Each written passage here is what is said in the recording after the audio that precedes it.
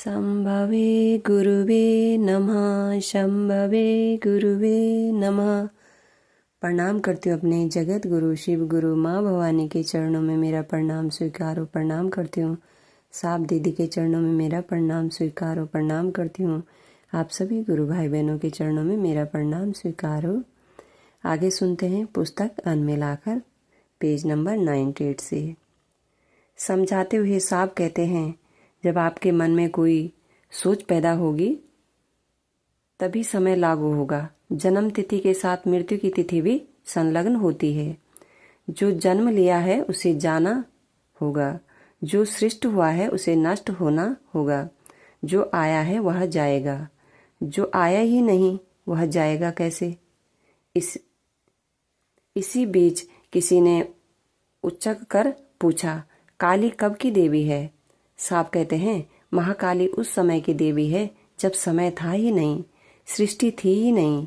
सृष्टि के लिए ईश्वर ने इच्छा ही नहीं की थी। वे महाकाल की शक्ति हैं। चर्चा का गहन दौर चल रहा है।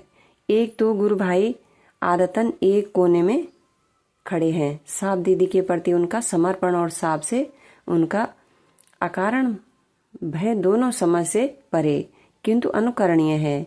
एक बार चाय भी आ चुकी थी। अपनी बात को आगे बढ़ाते हुए वे कहने लगे, शास्त्र कहते हैं कि विष्णु ब्रह्मा राम या कृष्ण किसी ने पढ़ाने का काम नहीं किया।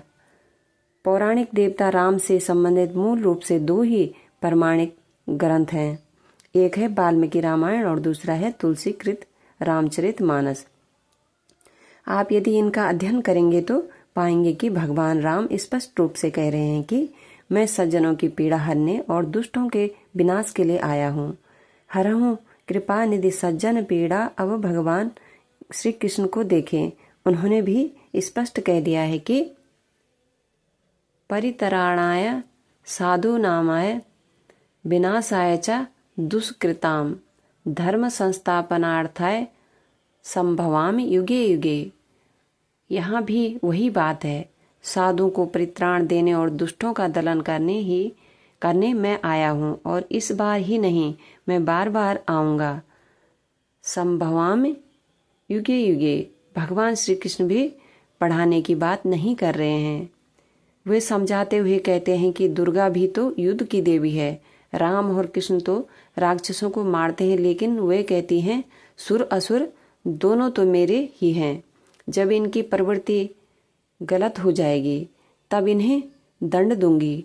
जैसे महिषासुर ने देवी दुर्गा से विवाह करने का निश्चय किया, तब उन्होंने यह कहकर उसका वध कर दिया कि वह अब यह महिष अर्थात भैंसा हो गया है। यह अपनी बुद्धि से रीत गया है, तभी तो मुझसे विवाह करने को आतुर है। हरिंद्रानंद की इन विवेचनाओं से स्पष्ट हो गया कि अन्य कोई भी देवी देवता गुरु का कार्य नहीं करते, अपितु उन्हें ज्ञान अवश्य है, समझते हैं लेकिन समझाते नहीं हैं, योग्य हैं लेकिन योग्य बनाते नहीं। सभी के प्रयोजन अलग है। शिव एकमात्र देवता हैं जो मूलतः गुरु पद धारित करते हैं। गुरु के पद को धारण करने का अधिकार भी उसी को है जो सृष्टि के रहस्य से अनभिज्ञ हो, और किसी के रहस्य से पूर्ण अनभिज्ञता उसी को ही हो सकती है जिसने उसका सर्जन किया हो। गुरु ही अध्यात्म की कुंजी होते हैं। अतएव गुरु का चयन व्यक्ति को सोच समझकर करना चाहिए। मेरा मानना है कि महागुरु महादेव ही एकमात्र ऐसे देवता हैं जिनको जनमानस सहजता से गुरु रूप में स्वीकार कर सकता है। रात के लगभग 10 बज चुके थे। फिर भी साहब ने अपनी बात को आगे बढ़ाते हुए कहा कि जगत गुरु शिव अपने शिष्य के निमित्त किसी प्रकार की शर्त या वर्जना आरोपित नहीं करते। जो भी उनको अपना गुरु मानेगा स्वतः उनका शिष्य होगा। घड़ी की सुई 10:30 पर थी। चर्चा खत्म हुई। सभी अपने घर की ओर चल पड़े। अपने गुरु सहित साप दीदी के चरणों में प्रणाम। आप सभी गुरु भाई बहनों के चरणों में प्रणाम।